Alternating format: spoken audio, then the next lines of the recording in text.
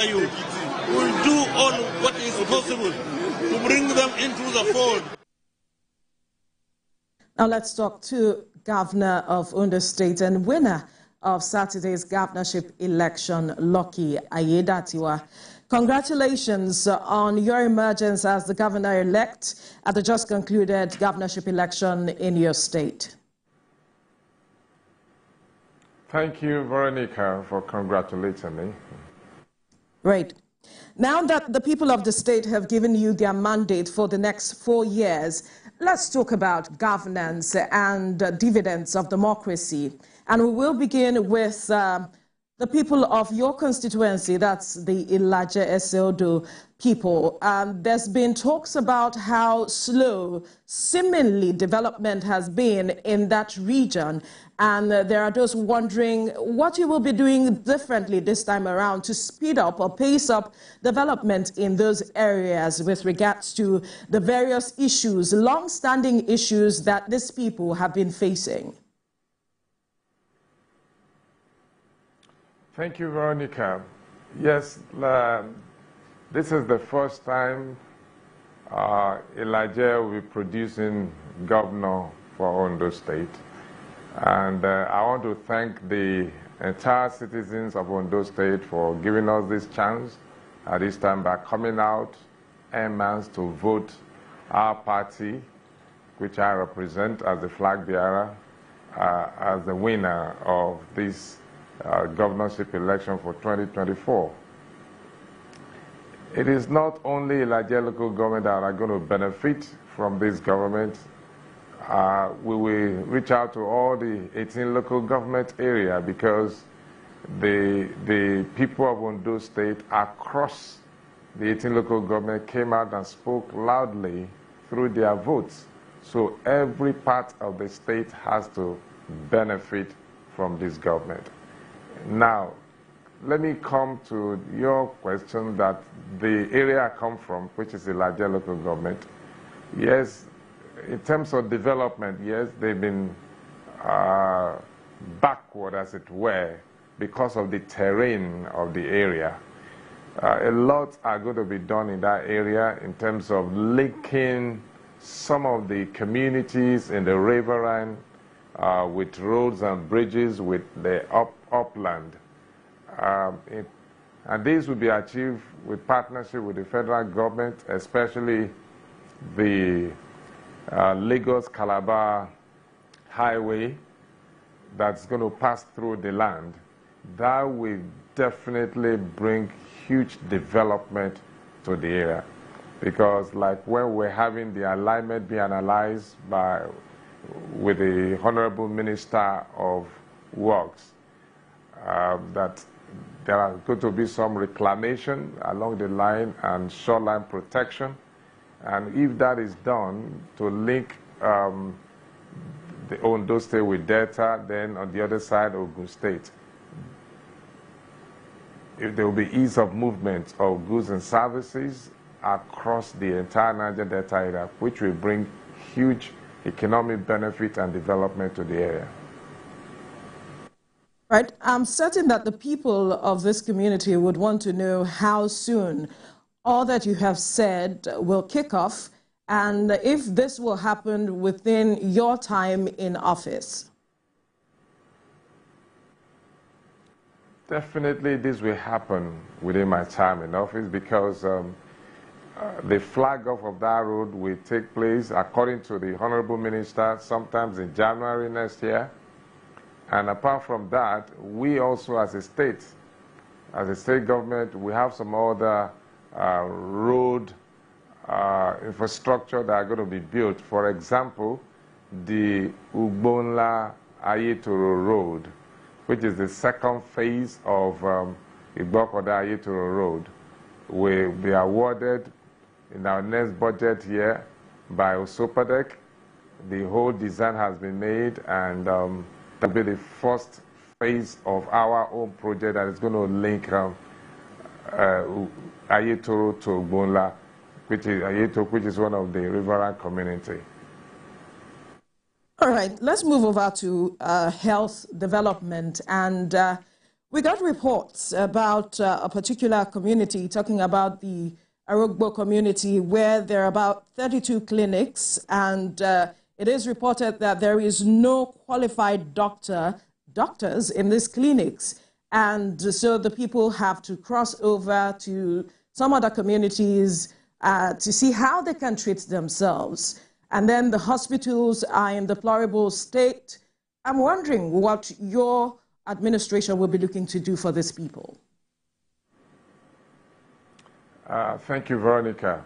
Regarding healthcare in the rural area, our primary healthcare system, we are looking at this. In fact, I will tell you that there's a program we are running currently where I came on board about 10 months ago in partnership with the World Bank. We are building and renovating primary healthcare center at every ward in Ondo State.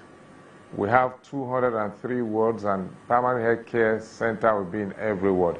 In fact, we have awarded the contract of renovation and building of accommodation for resident doctors that are going to be posted to that area. The reason why doctors have not been staying is because there is no conducive accommodation for them.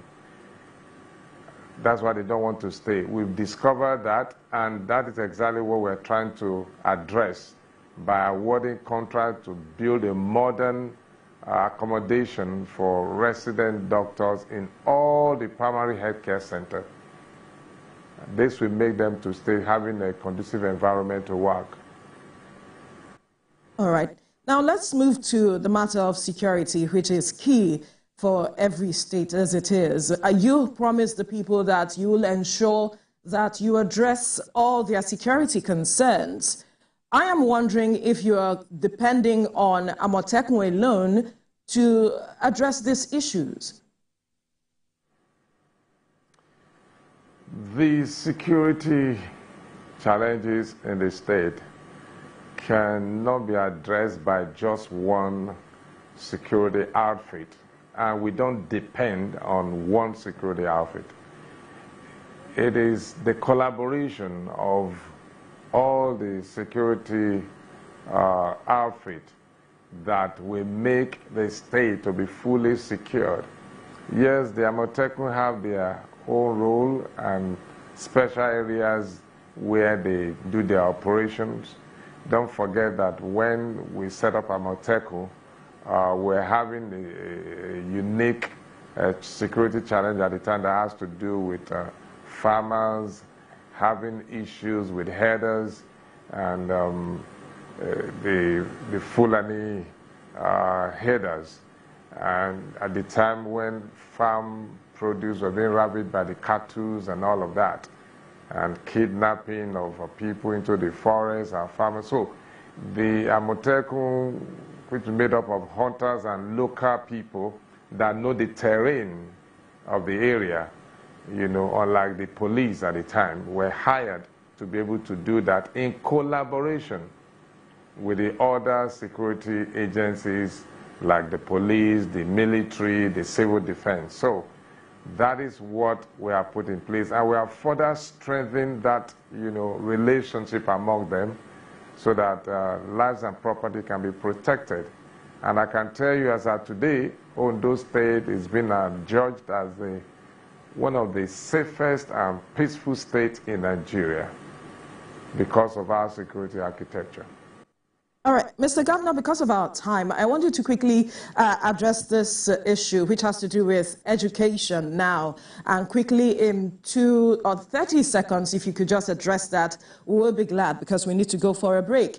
Now, the matter of education was brought to the fore while the election was going on, and we spoke to some of the residents in the state. They talked about the cost of school fees, and then the matter of out-of-school children. We have about 240,000 children out of school in your state. What are your plans this time around to addressing this matter as quickly as possible?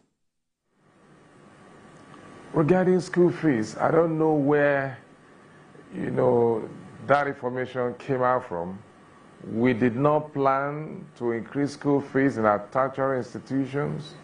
We never discussed it. We never thought about it. This administration has never called for any discussion regarding increment of school fees. So it's just a political narrative that was pushed out by the opposition, to discredit the government. So that is about school fees. Now, you talk about out of school children, how to address it. Yes, the parents and has to be educated, especially in the rural, very rural areas, because we operate free primary and secondary education right now. And we are building more classrooms and renovating them. I think it's one of the reasons for this, for out-of-school children, is because of maybe poverty, because there's no other reason that I can allude to that. Currently, we are hiring teachers for both our secondary school and primary school. In fact, 1,000 teachers for primary school and 1,000 teachers for secondary school to fill the gap, that had been in existence before we came on board as the governor of the state. So we are addressing this, and to also build new classrooms to accommodate more people. So we'll continue to engage the parents in the rural areas, the reason why they need to encourage their children to go to school. They are the ones that will do most of the work. The government is just to provide an enabling environment, teaching, learning environment for the people. But the parents has a lot of work to do by encouraging their children to go to school. If we provide schools and the parents are not encouraged, there's no way we can force children to come to school. It's the responsibility of the parents to encourage them to come once we provide the environment, enabling environment for them in terms of classrooms and teachers. Unfortunately, time is not our friend, but we must thank you, Governor of Ondo State and winner of Saturday's governorship election, Lucky Aiyedatiwa, for giving us your time on the 10 p.m. news on TVC. Thank you so much. Thank you, Veronica, for having me. You're welcome. All right, we'll take a break. When we return, we'll bring you more stories. Stay with us.